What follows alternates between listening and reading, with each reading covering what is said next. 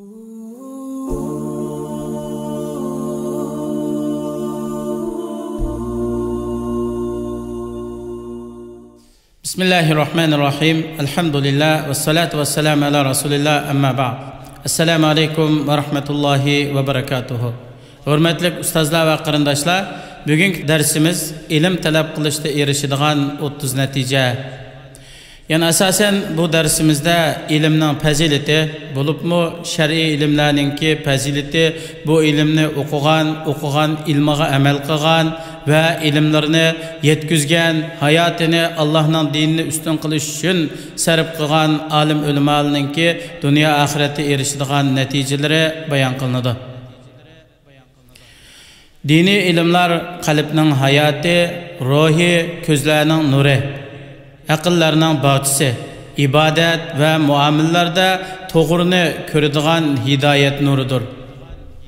İlim bolsa insan onun bilen özünün etiqadi, söz hareketleri, ahvalları ve barlıq işlerini ölçeydigan mizandır.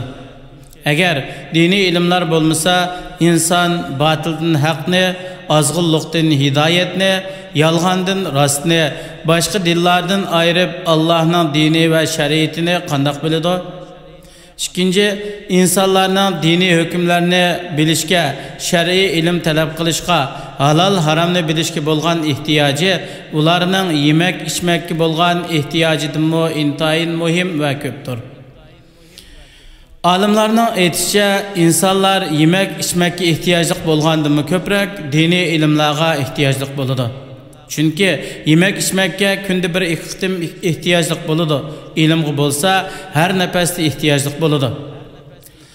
İlim kulak bilen anlagan narsalarning en kıymetligi ve yaxşısıdır. Talep kılınğıcı narsaning en şereflik bolğunu ilimdir.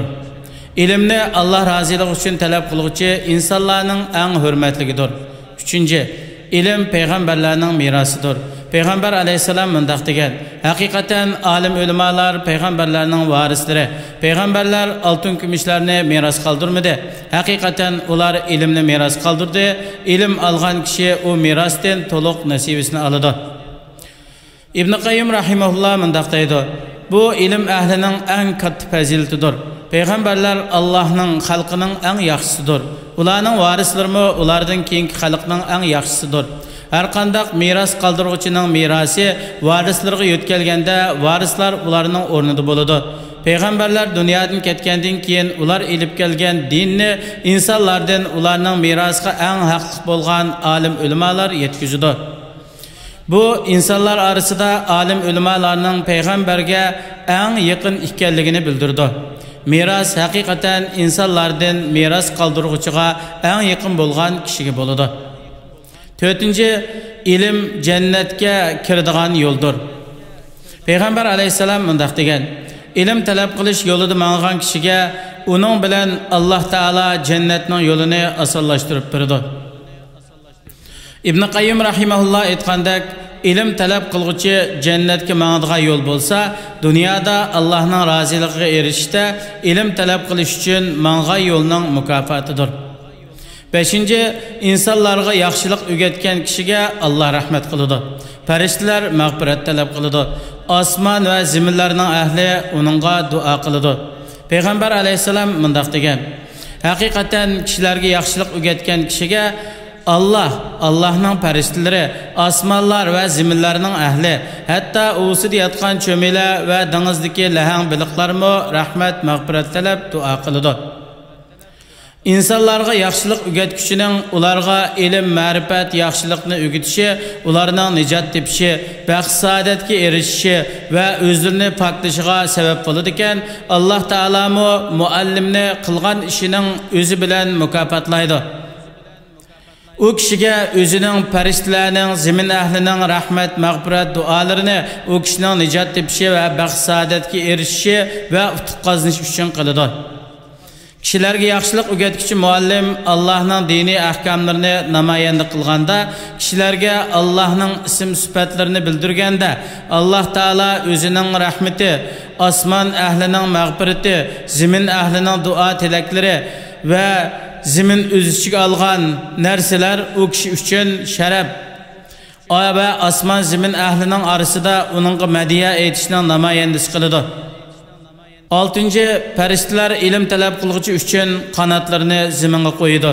Payg'ambar alayhisalom mundaq degan: haqiqatan farishtalar ilm talab qiluvchining ishiga rozi bo'lib, qanotlarini zaminga qo'yadi.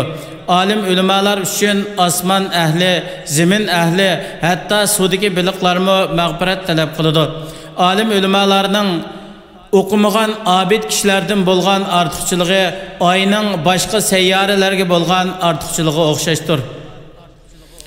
Agar ilm talab qiluvchi uchun faqat mushu ortiqchilik va katta nasiba bo'lgan bo'lsa, bu uning sharifi va ortiqchiligiga kifoya qiladi. Ammo bu kishining erishadigan mukofoti buningdan katta bo'ladi.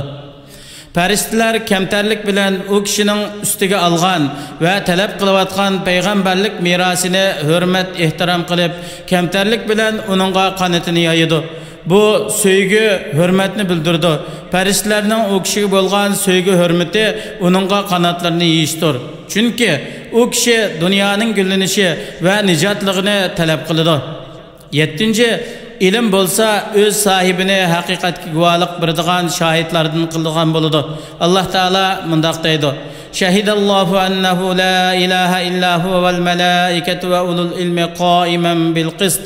La ilaha illa huval azizul hakim. Oyatning tarjimasi: Allah adolatni barpo qilgan holda guvohlik berdiki, uningdan boshqa hech ma'bud barhaq yo'qdir. Farishtalarmi, ilm ahillarmi shundoq guvohlik berdi. Uningdan boshqa hech ma'bud barhaq yo'qdir. U g'olibdir, hikmat bilan ish qiluvchidir. Imom Qurtubiy rahimahulloh mundaq deydi: Bu oyat ilmning fazilati, olim ulamolarning sharifi ortiqchiligiga dalildir. Agar alim ulamolardan sharafli birasi bo'lgan bo'lsa-edi, albatta Alloh taolo alim ulamolarni o'zining va farishtalarning ismi bilan birga keltirgandek, ularni o'zining va farishtalarning ismi bilan birga keltiradi. 8. Agar ilmdan sharafli bir narsa bo'lgan bo'lsa-edi, albatta Alloh taolo payg'ambar alayhisalomni uningdan ziyoda so'rashga buyurdi. Lekin Alloh subhanahu va taolo payg'ambar alayhisalomni boshqa narsani qo'yib ilmni ziyoda so'rashga buyurdi. Alloh taolo mundaq deydi: "Va qur robbi zidni ilma." Ey Parvardigorim, ilmimni ziyoda qilgin degan. Ubayda rahimahulloh mundaq deydi: Payg'ambar alayhisalom Alloh taolo o'zini vafot toptirganga qadar ilmni ziyoda qilib berishni so'radi. 9. Payg'ambar alayhisalom Alloh taolodan manfaatlik ilm so'raydi. Bu to'g'rida qilgan duosidan: Ey Alloh, menga o'rgatgan, ta'lim bergan narsang bilan meni manfaatlantirgin. Menga manfaatlik narsani ta'lim bergin, ilmimni ziyoda qilgin deydi.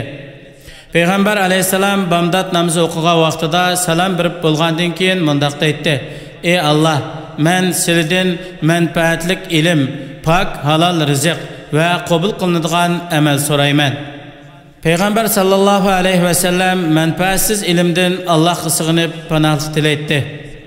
Bu to'g'rida qilgan duosidan: Ey Alloh, men sizlarga sig'inib manfaatsiz ilmdan, Rabbidan qo'rqmaydigan qalbdan, to'ymaydigan nafsidan, ijobat qilinmaydigan duodan panohlik tilayman.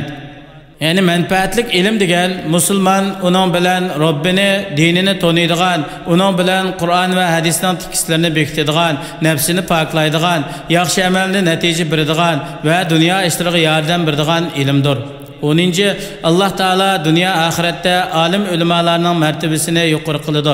Allah subhanahu va taala mundaq deydi: "Yarfa'ullohu allazina amanu minkum vallazina utul ilma darajat." Tarjimasi: Allah sizlardan iman etganlar va ilm berilganlarni bir qancha daraja yuqori ko'taradi. Yani ahirette ajr savobda, dunyodagi izzat hurmatda mu'min kishi mu'min bo'lmagan kishidan yuqori bo'ladi. Alim ulama alim bo'lmagan kishidan yuqori turadi. İbn Mas'ud radhiyallohu anhu mundaq deydi: Allah subhanahu va taala bu oyatda alim ulamalarni maqtadi. Buning ma'nosi mu'minlardan ilm berilganlar o'zlari buyurilgan amallarni to'liq ado qilsa, dinda ularning darajasi ilm berilmaganlardan bir qancha daraja yuqori bo'ladi. Bilgin ki ilim eng yuqori martaba, erishadigan katta natija va faxrlanadigan yuqori o'rlashdir. Peygamber aleyhisselam mındaq degan, haqiqatan Allah Taala bu ilim bilan, yani Qur'oni Karim bilan ba'zi millat qavmni ustun qiladi va ba'zisini xor qiladi. Allah subhanahu wa ta'ala hammalarga manfaatlik ilm ato qilsin. O'rgangan ilmlarimizni o'z yo'lida ishlatishga va o'rganganlarimizga amal qilishga muyassar qilsin. Vassalamu alaykum va rahmatullohi va barakatuh.